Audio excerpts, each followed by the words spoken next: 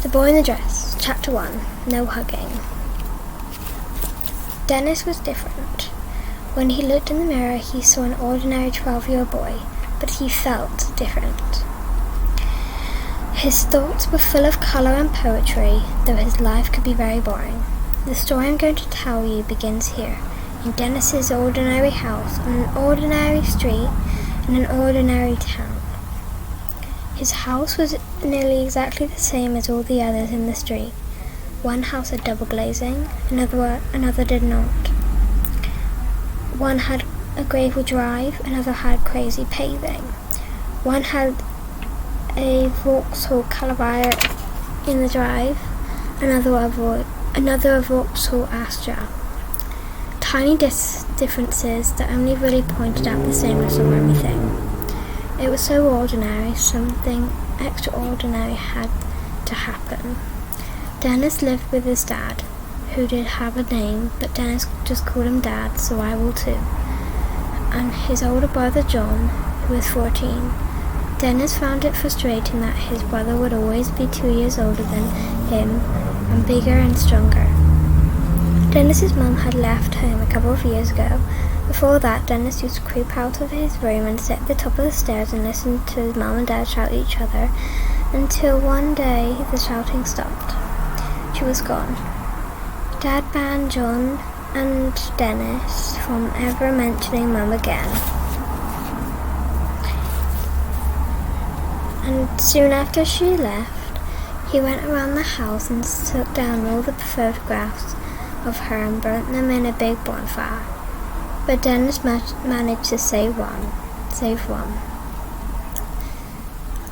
One solitary photograph escaped the flames, dancing up into the air from the heat of the fire, before floating through the smoke and under the hedge. As dusk fell, Dennis snuck out and retrieved the photo.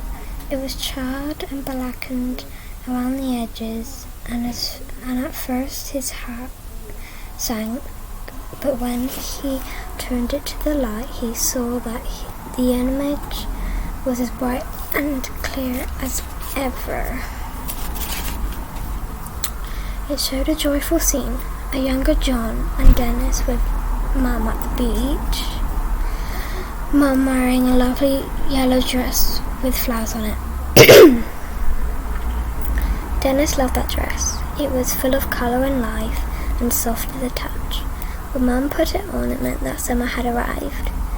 It had been warm outside after she had left, but it hadn't really been summer in their house again.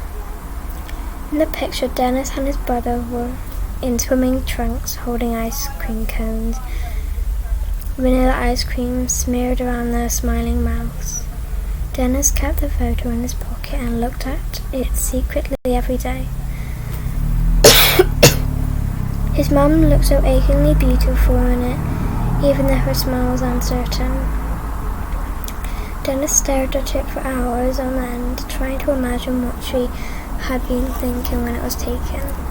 After Mum left, Dad didn't say much, but when she did, he would often shout. So Dennis ended up watching lots of television, and especially his favourite show, Trisha. Dennis had seen a Trisha episode about people with depression and thought maybe his dad had that.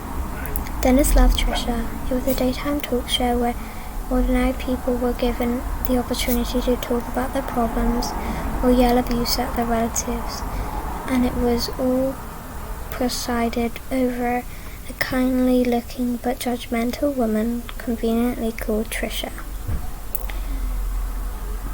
For a while, Dennis thought life without his mum would be some kind of adventure. He'd stay up late, eat takeaways, and watch weird comedy shows.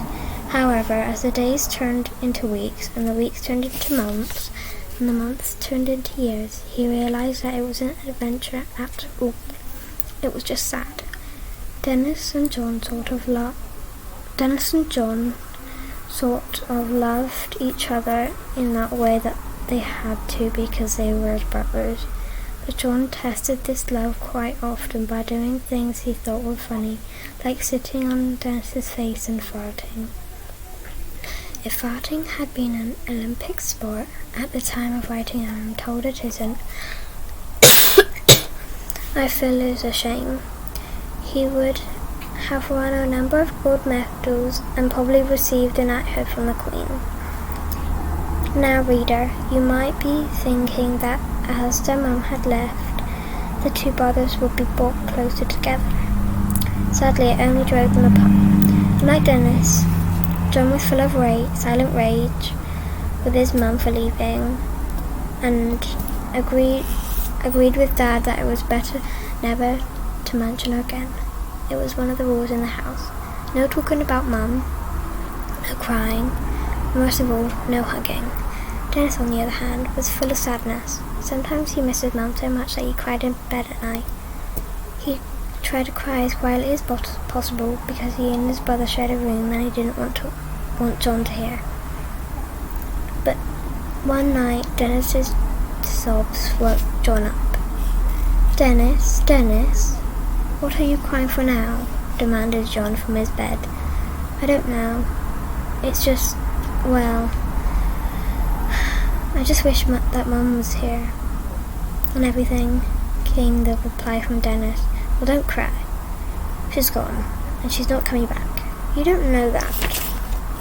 She's never coming back, Dennis. Now stop crying. Only girls cry.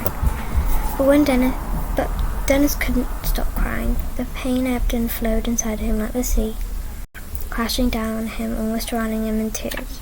He didn't want to upset his brother, though, so he cried as quietly as he possibly could. So why is Dennis so different? I hear you ask. After all, this boy lived in an ordinary house, in an ordinary street, in an ordinary town. Well, I'm not going to tell you why yet, but the clue might be in the title of this book. That is it, because I just finished a chapter and I'll be back tomorrow for chapter 2. Sorry about my coughing. When I speak a lot, or like when I read books, I do that, speak it. Yeah, my throat, it doesn't let me speak, so I have to cough, and then it lets me speak. Okay, bye.